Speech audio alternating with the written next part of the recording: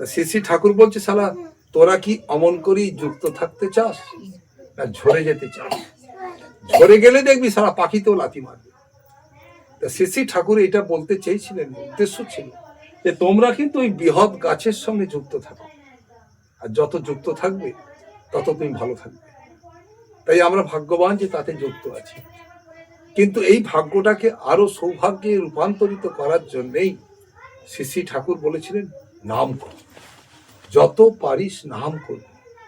নাম না করলে কিন্তু কোনো মানুষ সুস্থ থাকবে না, ভালো থাকবে না।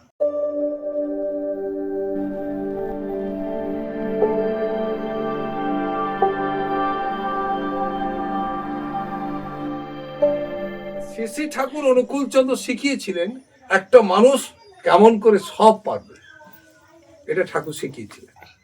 তাই ঠাকুর বাঁচতে শিখিয়েছিলেন। ঠাকুর রাত্রিবেলা একদিন, এই দিনের বেলা একদিন বসে আছেন, আর ঠাকুরের ভক্ত শিষ্য অশ্বিনীদা তাকে ডাকলেন, ডেকে বলছেন, অশ্বিনী এদিকে আয়। একটা শালকি পাখি ওই চৈত্র মাসে দেখবেন পাতাগুলো খসে খসে সব পড়ে যায় না, আবার বর্ষাকালে দেখবেন নতুন পাতা গজায়। চৈত্র মাসে পাতা ঝরে যায় বলে ঝড় হয়, দেখবেন ঝড়েতে পাতা সব উড়ে চলে যায়। তা গরমে আবার দেখবে নতুন ফুল হয়, ফল হয়, বাড়ে। তো যাই হোক, ওই পাতাগুলো ঝরে পড়ে আছে, আর ওর ওপর দিয়ে একটা শালকি পাখি পা ফেলতে ফেলতে যাচ্ছে। শ্রী শ্রী ঠাকুর অশ্বিনীদাকে ডেকে বলছে, অশ্বিনী, শালা এইভাবে বেঁচে থাকা ভালো না এই পাতাগুলো যখন গাছের ডালে ছিল, দেখ ওদিকে তাকিয়ে, দু চারটে করে পাতা লেগে আছে, তা ওইভাবে থাকা ভালো। তা অশ্বিনীদা বলছে, ঠাকুর গাছের ডালে যেটা পাতা লেগে আছে ওইভাবেই তো থাকা ভালো, কারণ গাছের সঙ্গে যুক্ত থাকা যায়।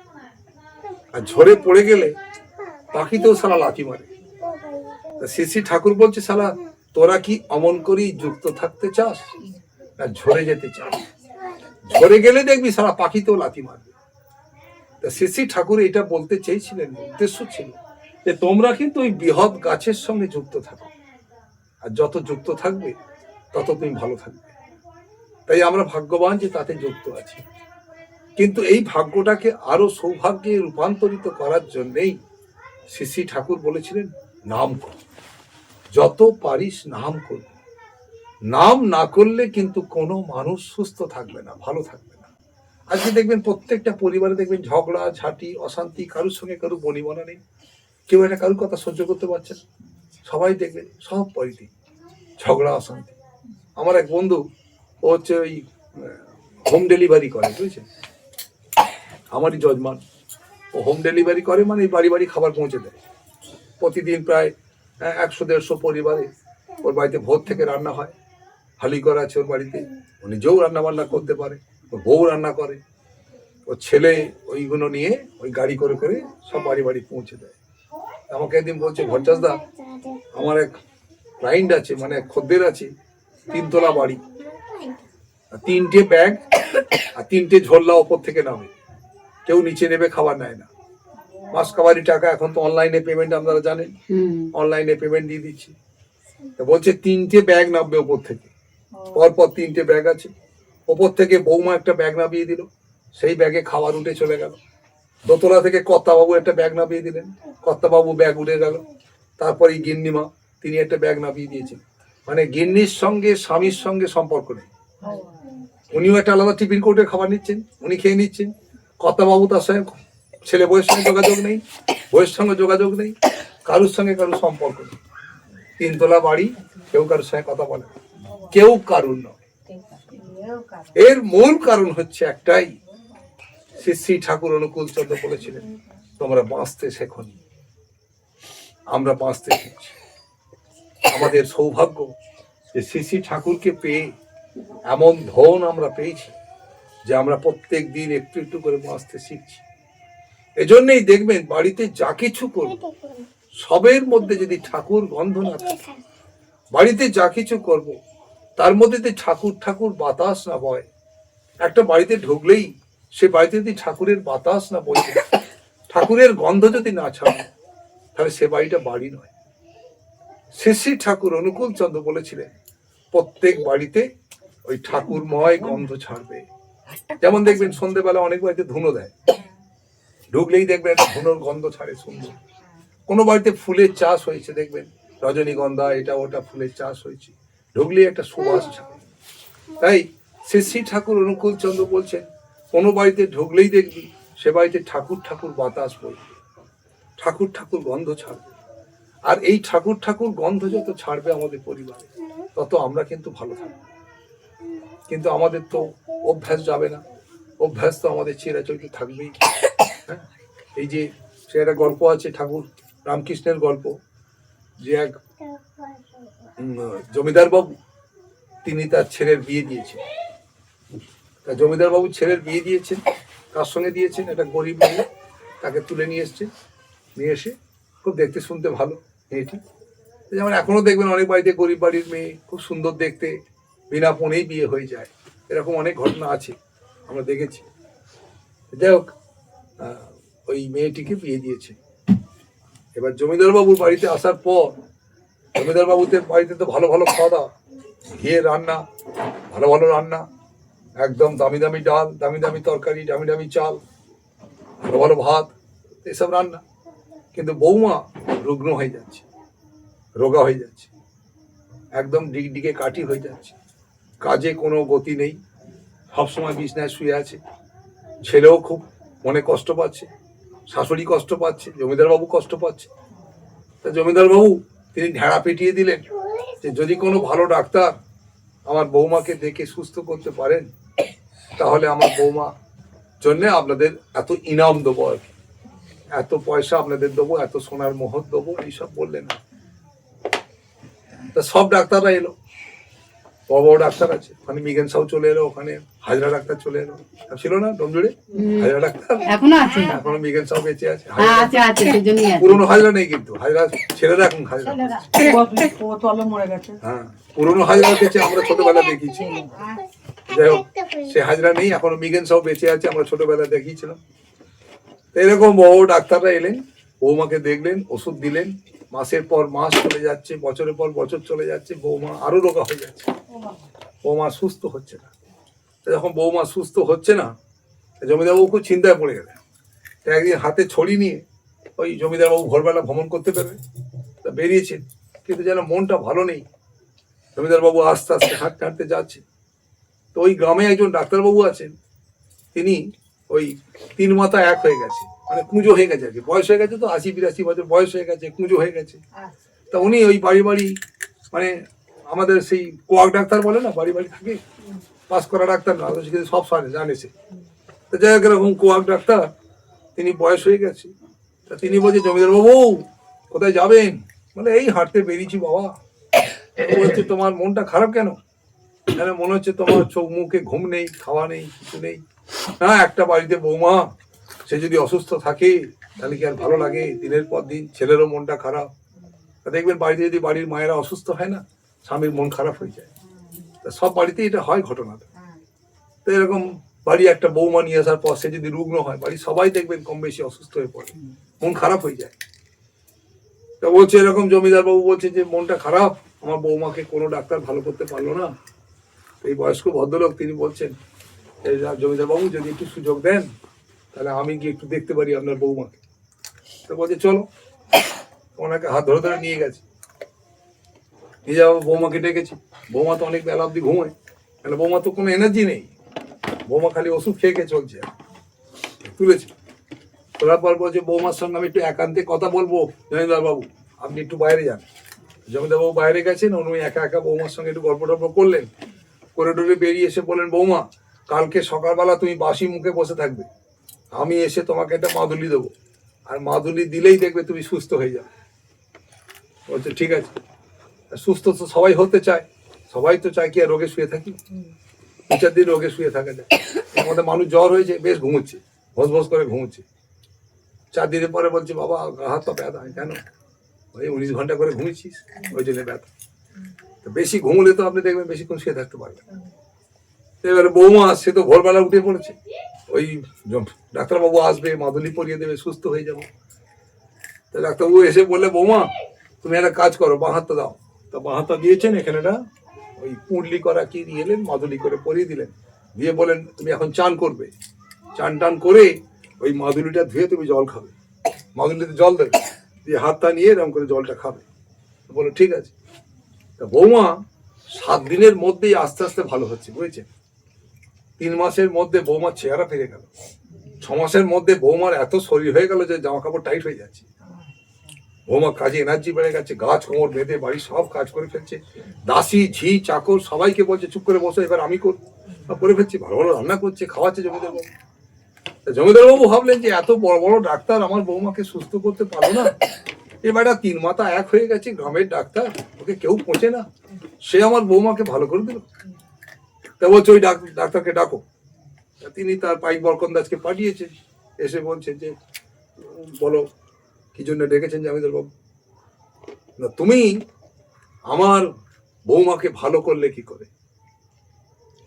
বলছে জামাইবাবু, জমিদার বাবু, আর আপনাকে কি বলবো, আমি ডাক্তারই জানি আপনার বৌমাকে ট্রিটমেন্ট করেছি, আপনার বৌমার সঙ্গে এখান থেকে কথা বলে দেখলাম যে বৌমার কি কি রোগ হয়েছে, তা সেই অনুযায়ী আমি কিন্তু একটা মাদুলি দিয়ে গেছি। বলছে তুমি তো কোনো ওষুধ দাওনি। বলছে এই মাদুলির মধ্যে সব ওষুধ আছে, ওই মাদুলি দিয়ে জল খাচ্ছে আর বৌমা সুস্থ হচ্ছে একটু।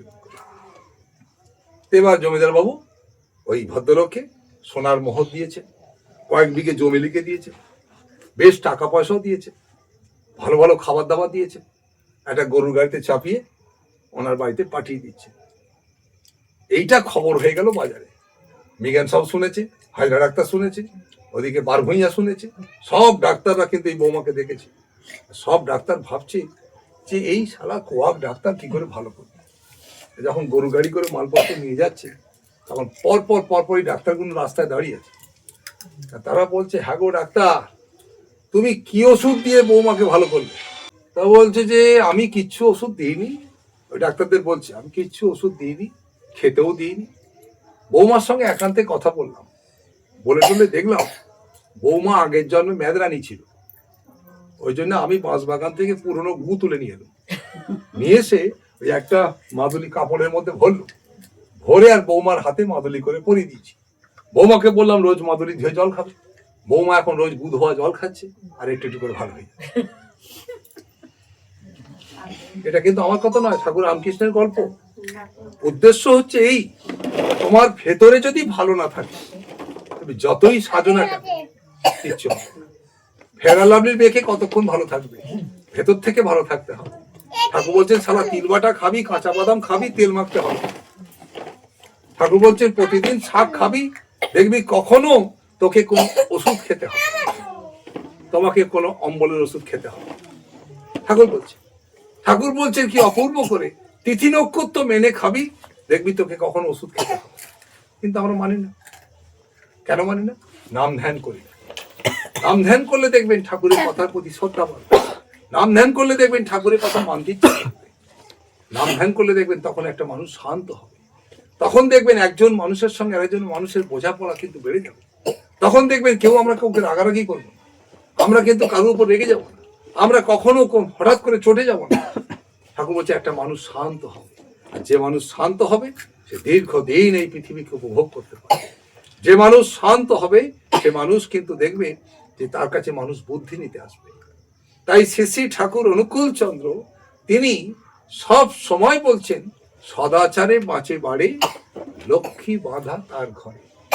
ঠাকুর বলছেন লক্ষ্মীকে কি চেন দিয়ে বাঁধবে, বেল দিয়ে বাঁধবে? লক্ষ্মী মানে কি? লক্ষ্য রেখে চলা। শ্রী ঠাকুর চালাক কখনো চাননি। ঠাকুর চালাক লোককে একদম পছন্দ করতেন না। চালাক মানেই বদমাইশ। ঠাকুর পছন্দ করতেন চতুর মানুষকে পছন্দ করতেন। ঠাকুর দেখবেন সত্যানুসরণে বহু জায়গায় চতুরতাও ভালো বলে একটা কথা ব্যবহার করেছে। ঠাকুর চতুর হতে বলেছিলেন। ঠাকুর জিজ্ঞেস করছেন ঠাকুর আপনি চালাককে বদমাইশ বলছেন, ধান্দাবাজ বলছেন, আর আপনি চতুর হতে বলছেন? শ্রী ঠাকুর বলছে চতুর কথার মানে কি? বাংলা ডিকশনারি খুলে দেখা গেল চতুর কথার মানে হচ্ছে যে চারদিক চেয়ে যে চলতে পারে। আমি আমার জীবনটাকে যদি চারদিক চেয়ে চলতে পারি, আমার ডান দিকে কি বিপদ হতে পারে, বাঁ দিকে কি ভালো হতে পারে, সামনে কি হতে পারে, পেছনটা কি হতে পারে, এ যদি আমি হিসেব করে চলতে পারি তাহলে আমার জীবন ভরে যাবে। কিসে না? আনন্দে ভরে যাবে। তাই শ্রী ঠাকুর অনুকূল চন্দ্রের দীক্ষা গ্রহণ মানেই একটা মা তার পরিবারকে তৈরি করবে চারদিক চেয়ে। একটা মেয়েকে মানুষ করতে গেলে, ছেলেকে মানুষ করতে গেলে তাকে চারদিক চেয়ে মানুষ করতে হবে। আর মেয়েটাকে কেমন করে মানুষ করবো, আমার ছেলেটাকে কেমন করে মানুষ করবো, আমার ডান দিক, আমার বাঁ দিক, সামনের দিক, পেছন দিক, চারিদিক কিন্তু ভেবে চলতে হবে সবসময়। আর এটা হয় কখন? নাম করলে। এজন্যই রাত্রিবেলা বসে নাম করতে হয়, ভোরবেলা নাম করতে হয়, চলাফেরায় নাম করতে হয়, রান্নায় বান্নায়, কাজে কর্মে, যেখানে যখন যে অবস্থায় আছো নাম করতে হয়। ঠাকুর আশ্রমে দেখবেন আগে লেখা থাকতো, যত পারো নাম করো। আশ্রমে লেখা থাকতো, যত পারো নাম করো। আপনি দেয়ালে দেখবেন, গাছে দেখবেন, চারিদিকে লেখা ছিল। এখন লেখাগুলো উঠে চলে গেছে, লেখাগুলো নেই। কেন? এখন নাম করা বন্ধ হয়ে গেছে। ওই যত পারো নাম করো ঠাকুর বারবার বলতেন। ঠাকুর কাছে কেউ গেলেই বলতেন, যত পারো নাম করো, নাম করো। কেন জানো? আর বাঁচবার কোনো রাস্তা নেই। একমাত্র নাম মানুষকে বাঁচাতে পারে, একমাত্র নাম একটা মানুষকে শান্ত করতে পারে, একমাত্র নাম একটা মানুষকে কিন্তু সুস্থ রাখতে পারে, ভালো রাখতে পারে। ঠাকুর মরা মানুষকে বাঁচিয়েছিলেন। ঠাকুরের সামনে কেষ্টদা এসে বলছেন, ঠাকুর আপনি চাঁদ দেখেছেন, আপনি সূর্য দেখেছেন, আপনি তারা, গ্রহ তারাগুলো দেখেছেন? ঠাকুর বলছে, সব দেখেছি। যখন কেষ্টদা বেরিয়ে যাচ্ছেন, আমাদের এক গুরু ভাই কেষ্টদাকে বলছেন, আপনি কি মানুষ মশাই, আপনি ঠাকুরকে বলছেন চাঁদ দেখেছেন, আপনি পৃথিবী দেখেছেন, সূর্য দেখেছেন, তারা দেখেছেন, গ্রহ দেখেছেন? ঠাকুর একটু ব্যাখ্যা করুন না, আপনি কি চেনেন মশাই ওকে? আমাদের এক গুরু ভাই বলছেন, আপনি মশাই ওনাকে কি চেনেন ঠাকুরকে? কেষ্টদার মতন মানুষ, তাকে কেউ কথা বলতে পারে না। তো বলছে, আমি তো চিনি ঠাকুরকে ঠাকুরের মতন করে, কিন্তু ঠাকুর তো অনেক কিছু জানেন। এই জন্যই খুঁটিয়ে খুঁটিয়ে জিজ্ঞেস করি যে, ঠাকুর আপনি চাঁদে গেছেন, আপনি সূর্য দেখেছেন, আপনি গ্রহতারা দেখেছেন, তাদের ব্যাখ্যা করুন। শ্রী ঠাকুর তার শিষ্য, ওই ভক্ত ভদ্রলোক, তিনি রোজ ওই ঠাকুরের ঘরের সামনে একটা গাছের তলায় চুপ করে বসে থাকতেন, ঠাকুরের দিকে তাকিয়ে। কেষ্টদা বলছেন, তুমি কে হে? তুমি তো একটা মূর্খ, তুমি আমাকে কেন প্রশ্ন করছো? আমি ঠাকুরকে কি জিজ্ঞেস করি না করি? বলছে, আপনি ঠাকুরকে কতটা চেনেন যে তাকে জিজ্ঞেস করছেন চাঁদ দেখেছেন কিনা, সূর্য দেখেছেন কিনা, তারা দেখেছেন কিনা, গ্রহ দেখেছেন কিনা? আমি জানেন না যে ওর হাত দিয়ে চাঁদ তৈরি হয়, ওর আশীর্বাদে সূর্য তৈরি হয়, ওর আশীর্বাদে এরকম কোটি কোটি পৃথিবী সৃষ্টি হয়? এটা আপনি জানেন না? বলছে, তুমি কি করে জানলে? বলছে, আমার তখন 20 বছর বয়স, আমি মরে গেছি, বাহ্যবমি হয়ে মরে গেছি। আমার বাড়ির লোকেরা আমাকে নিয়ে যাচ্ছে আমাকে পড়াতে। শ্রী ঠাকুর কীর্তন করে ফিরছেন, কীর্তন করে যখন ফিরছেন তখন বলছেন, এই কে মরেছে? না, চক্রদি বাড়ির ছেলেটা মারা গেছে। কি করে মরেছে? না, বাহ্যবমি হয়ে মরেছে। তোর মা হাউভাউ করে কাঁদতে কাঁদতে পাগল হয়ে গেছে। শ্রী ঠাকুর বলছে, সালা নামিয়ে দে। নামিয়ে দেওয়ার পর শ্রী ঠাকুর বলছে, সালা অন্তা কিশোরী, নে নাম শুরু কর, কীর্তন শুরু কর। এদিকে কিছু গুরু ভাই কীর্তন করছেন, ঠাকুরও কীর্তন করছেন, আর কিশোরী মোহন আর অনন্ত মহারাজ তাকে ধরে নাম করছেন। বেলা বেরিয়ে যাচ্ছে, আস্তে আস্তে বেলা গড়িয়ে যাচ্ছে, দুপুর হয়ে যাচ্ছে, কাঠফাটা রোদ্দুর কস করে যাচ্ছে, সূর্য ডুবু ডুবু হবে। ছেলেটি উঠে বলছে, আমাকে একটু জল দাও। বেঁচে গেল। ওই ছেলেটি, ওই লোকটি ঠাকুরকে, কেষ্টদাকে বলছেন, কেষ্টদা আমি সেই চক্রদি বাড়ির ছেলে, আজকে বুড়ো হয়ে গেলাম, শ্রী ঠাকুর আমাকে মরা বাঁচিয়েছেন, তাই তিনি পারেন না এমন কোনো কাজ নেই। শ্রী ঠাকুর অনুকূল চন্দ্র পারে না এমন কোনো কাজ নেই, সব সে পারে। শুধু তুমি তাকে নির্ভর করে বলো, তুমি আমার অভিভাবক, তুমি আমার একমাত্র গার্জেন, আর আমার কোনো গার্জেন নেই।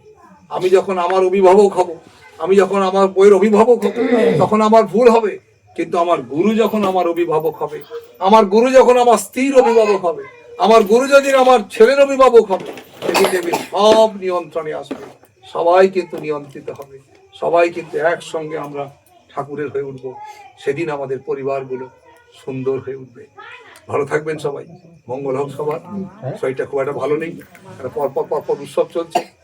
কালকে উৎসব ছিল আমাদের তেহট্টে। আমার স্বপনদা রাত্রিবেলা সারাতি ঘুমায়নি, আমিও সারাতি ঘুমাইনি।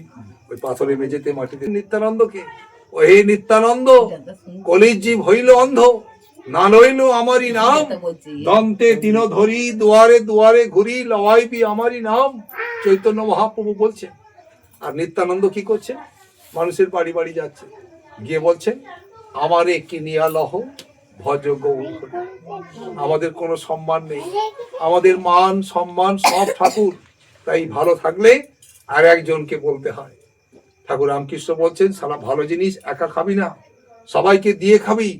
তাই বাড়ির আশপাশের সবাইকে আমাকে ভালো রাখতে হবে, তাদের ভিখিরির মতন বলতে হবে ঠাকুরের কাছে এসো। এখানে অনেকেই দীক্ষিত আছে, কিন্তু তারা সৎসঙ্গ ছেড়ে দিচ্ছেন। তাদের বাড়িতে গিয়ে পায়ে ধরে ডেকে ডেকে নিয়ে আসতে হবে। ঠাকুরের কাছে একটি দাদা এসছেন, মা এসছেন, এসে বলছেন, ঠাকুর আপনি তো সৎসঙ্গ করতে বলেছিলেন, আমরা তো সৎসঙ্গ করি ঠাকুর, কিন্তু এখন আর মানুষ আসে না, এখন বাড়িতে একটাও লোক আসে না, কিন্তু প্রত্যেক রবিবার দিন আমি আর আমার স্ত্রী আপনার সামনে ভোগ টোক দিয়ে প্রার্থনা করি, পাঠ করি, গান কীর্তন করি, হাততালি বাজিয়ে, আর বাড়ির আশপাশের মানুষ আসে না। এখন মানুষ ভালো আছে, তাই সৎসঙ্গে আসে না। শ্রী শ্রী ঠাকুর বলছে, শোন, তুই শালা, তোর বাড়িতে সৎসঙ্গ হলে কত লোক হতো না ঠাকুর? প্রায় 150 পৌনে 200 লোক হতো। কি দিতিস? একটু মুরগি, একটু খই দিতাম ঠাকুর, একটা করে বাতাসা দিতাম। তা কি করে দিতিস? ঠোঙায় করে করে দিতাম। শ্রী শ্রী ঠাকুর বলছেন, শালা সামনের সপ্তাহে যখন সৎসঙ্গ করবি, তখন এই 150 খানা ঠোঙা তৈরি করবি মুরগি দিয়ে আর বাতাসা দিয়ে, প্রার্থনা করবি, পাঠ করবি, কীর্তন করবি, তারপর ধামায় করে তোর এই ভোগগুলো তোর স্বামীর মাথায় তুলে দিবি। তুই আর তোর স্বামী ওই বাড়ি বাড়ি গিয়ে একটা করে প্রসাদ দিয়ে আসবি, ডেকে ডেকে গভীর রাত পর্যন্ত দিয়ে আসবি, আর দিয়ে বলবি, তুমি তো সৎসঙ্গে যেতে পারোনি, একটু প্রসাদ দিয়ে গেলাম। এই যখন দিতে শুরু করেছি, যে বাড়িতে প্রসাদ দিতে শুরু করেছে, তারা লজ্জায় পড়ে যাচ্ছে, তুমি কেন প্রসাদ দিতে এসছো? ঠাকুর বলেছেন যে আমার বাড়িতে সৎসঙ্গ তুমি যেতে পারোনি তোমার কাজের জন্য, তোমার সময়ের অভাবে, তা আমি প্রসাদটা তোমার বাড়িতে পৌঁছে দিয়ে গেলাম। সে বাড়িতে, বহরমপুরের বাড়ি, আজকে এখনো সৎসঙ্গ হয়, প্রায় 200 মতো লোক হয়, আর কিন্তু বাড়ি বাড়ি প্রসাদ দিয়ে আসতে হয় না। শ্রী ঠাকুর বলছেন, এই মানুষকে যত ভালোবাসবে, তোমার আচরণ দিয়ে মানুষকে যত টেনে নেবে, তত মানুষ তোমার সঙ্গে থাকবে। আর আমার দায় এবং দায়িত্ব হচ্ছে মানুষকে যত বেশি ইষ্ট পথে টেনে নেবে। সেটাই আমার জীবনের সবচেয়ে বড় পবিত্র কাজ। আমি কত ব্যাংক ব্যালেন্স রেখে গেলাম, আমার ছেলেদের জন্য আমি কত টাকা রেখে গেলাম, কত সোনা রেখে গেলাম, এটা আমার পরিচয় নয়। আমি কতগুলো মানুষকে আমার গুরুর চরণে সঁপে দিতে পারলাম, এটাই আমার জীবনের সবচেয়ে বড় পরিচয়। তাই আপনাদের সবাই ভালো থাকবেন, সবার মঙ্গল হোক। পরমপিতার কাছে এই প্রার্থনা করে আমার সমিদ্রার দীর্ঘায়ু কামনা করি, তার 2 কন্যা, 2 জামাতা, নাতি নাতনি এবং তার আত্মীয় স্বজন সবাই ভালো থাক, সুস্থ থাক, সুন্দর থাক, সবাই ইষ্ট প্রাণ হোক। জয় গুরু। আজ এখানে শেষ করছি, মা। বন্দে পুরুষোত্তমম, বন্দে পুরুষোত্তমম, বন্দে পুরুষোত্তমম, বন্দে আর্য পিতৃ, বন্দে মাতৃবর্গান, বন্দে ইহাং কৃষ্ণ দৈবতাং। পরম প্রেমময় শ্রী ঠাকুর অনুকূল চন্দ্র জি কি, যোগবতার শ্রী ঠাকুর অনুকূল চন্দ্র জি কি। বন্দে পুরুষোত্তমম, বন্দে পুরুষোত্তমম, বন্দে পুরুষোত্তমম। বন্দে পুরুষোত্তম।